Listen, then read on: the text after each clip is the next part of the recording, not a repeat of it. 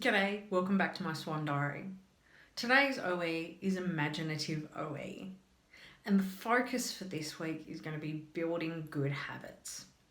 In this video, we'll be looking at hard fencing and forgetfulness, time boxing, daydreaming, lucid dreams, and home safety. We've of course got an OE happiness tip, and today's celebrity reveal is my personal hero.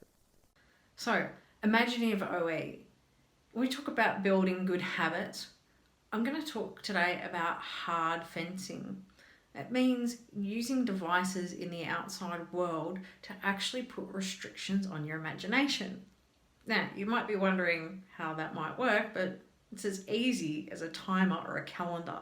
So that's what I'm talking about. We're going to use real world techniques and real world devices and reminders to put a hard fence around our imagination.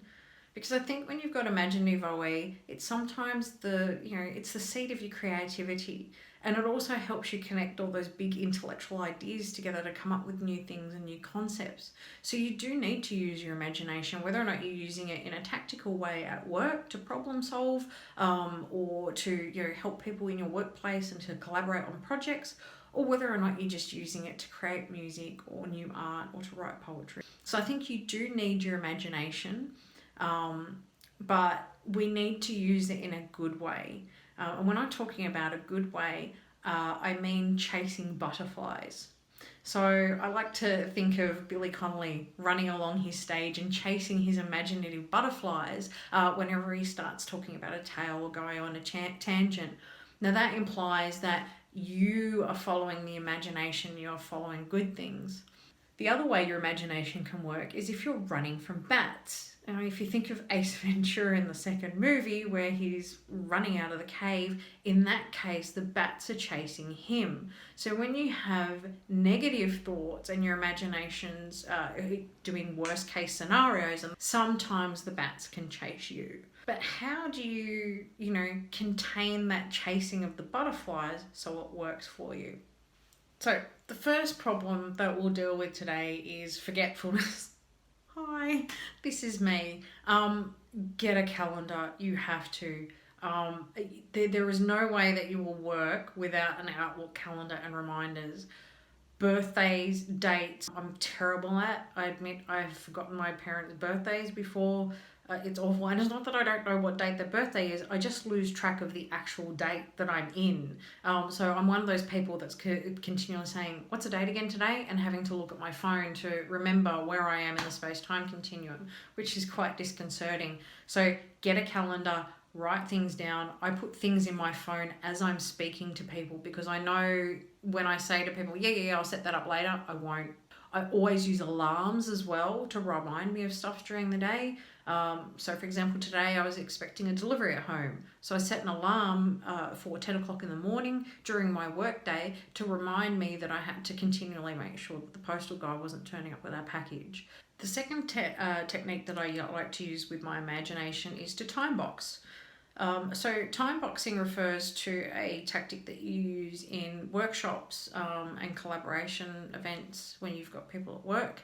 And you'll get those little things in workshops where they'll split you into groups maybe and give you a bunch of post-it notes and say, write down as many ideas as you can, blah, blah, blah. And they've found that if you give people limited time to do this, you can actually get some really good results. So you can say to people, you've got 2 minutes to write down as many ideas as you can on post-it notes.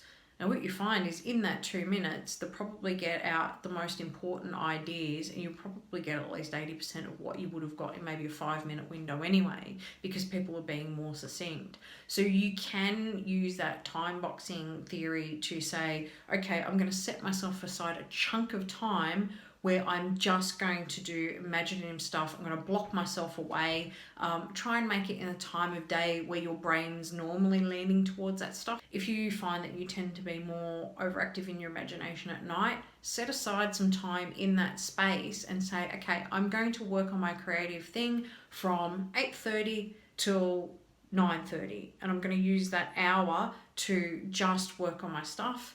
And if you talk to the people in your household as well and say, I need 1 hour to write or to paint or to play music or whatever I need to do, just leave me alone and leave me to it, and then I'll come back to you. And again, put an alarm on, and don't make it like a hard alarm, drop everything now. Give yourself like a 10-minute wind down time so that you can finish up what you're doing, save your work, put the last strokes of paint on or whatever you need to do. But I would use that time box to make sure that you've got free space to go and chase those butterflies and play. Otherwise, you'll find your brain's going to pull you away whether or not you like to do it. I find mine does. If I don't give myself time out to paint or to write or to do things like this, my brain will take me there anyway. Daydreaming. Oof. Here's a great one. When I was a kid, I was always in trouble for daydreaming. I was supposed to be in class. You're going to have a tendency to daydream anyway. You may as well put it to work. So again, you can use those windows where you'd normally drift off and daydream to constructively try and solve a problem. So for example, if you commute and you know that you've got an hour on the train in the morning where you've got nothing really better to do except for sit and listen to your phone or something, you can try and just stare out the window and daydream and use it to get clarity of ideas and new creative thoughts. You can use that window to meditate or reflect on things. One thing I like to do is daydream conversations in advance. So if I have a difficult conversation with someone, or I've got ideas and I'm not quite sure how to solidify them, I can pretend I'm in a conversation with someone else and bounce ideas off that person, or have a practice conversation with them, and they're not even there. A lot of the ideas and stuff that I had for these videos came from me just pacing up and down in my kitchen and pretending that I was doing exactly this and talking to you in the camera. Lucid dreams. Whew, what a nightmare. If you've got a great imagination and you also have sensory OE, so you take in a lot of detail from the outside world, there is a chance that you will have lucid dreams, which means they can be in a lot of detail and very vivid. And unfortunately, I really haven't figured out a way to deal with this properly. The only things that I can suggest is trauma therapy, because some of my nightmares have stopped since dealing with my issues. And the only other hint I has is if you do have night terrors and you tear out of bed, or you know someone who does, that's a physical sort of sleepwalking side of having a night terror. It can be anything from just sitting up and screaming in your sleep to actually launching yourself out of bed. Turn on the lights. It won't kill them, it won't shock them.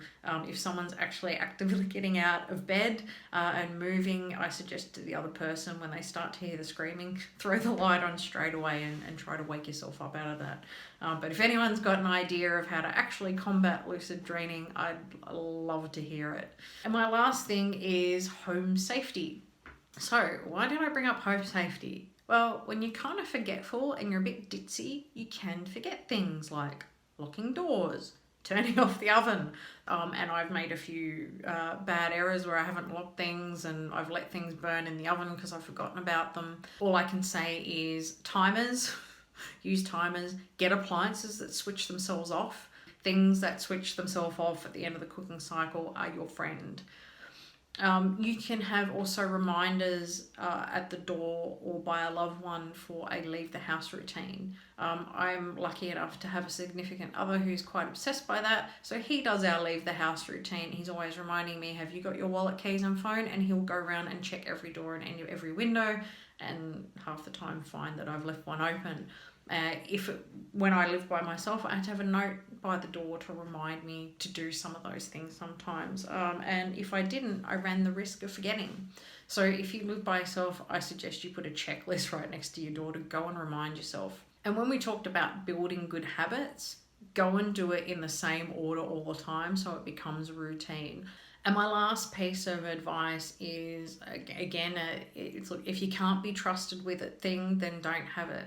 And this is living things.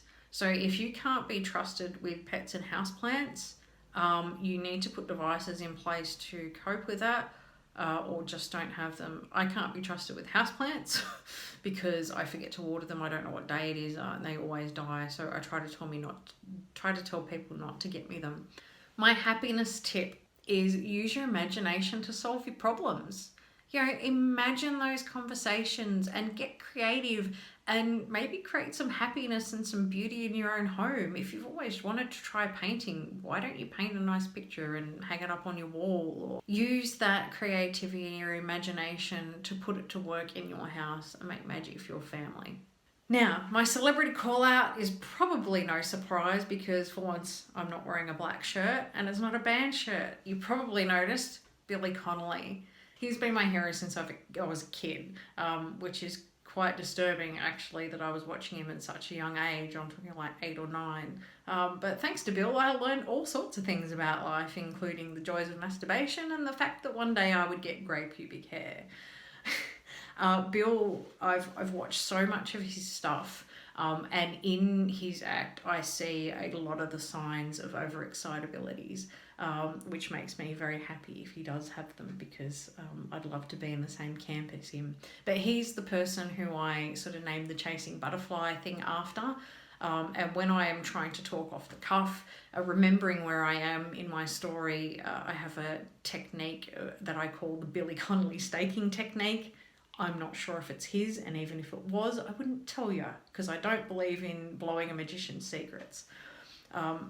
But Bill shows a lot of signs of psychomotor OE when he gets on the stage. He's always moving about and throwing his hands about, big actions, huge expressions.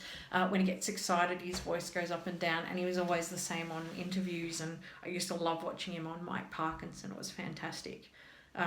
With sensory, there's no denying that the man loves sex, and all things artistic and colourful. The clothes that he used to wear, pants with stars and stuff all over him. He was clearly, into music as well. He was a great, musical player, and he was gifted in that way. In the fact that he even admitted that he wasn't really good with reading music or establishing keys or anything, but he could just pick up an instrument and kind of play it. And the way he describes eating a Toblerone, I will never forget. Only someone who really loves their food could describe eating an aggressive sweetie that way and risking taking half their nostril out. Insofar as his intellect, even though he said he never did well in school and all his teachers says he'd never amount to nothing, clearly he was smart enough, to be able to get a grapple with music and stand-up comedy and those sorts of things. Vivid, glorious imagination that used to produce the best jokes, such as the see-through +4s, the incontinence knickers. If you've never seen an audience with Billy Connolly, I suggest you watch it. And emotional. He had a very tough life, and grew up in a poorer part of Glasgow, and obviously went through some trauma and some things like that. But he still had a very vivid sort of recollection of his childhood, and there was certain aspects of it, he was obviously very much attached to as well. So he felt badly about some of his upbringing, but he also kind of felt fondly about certain aspects of it. So that's why I think Bill might have OE. And to you, Billy, I just want to let you know that you are my absolute hero, and that's why this episode is for you. But I'm no expert. I'm just one person with OE sharing ideas in order to spread some happiness. See you later.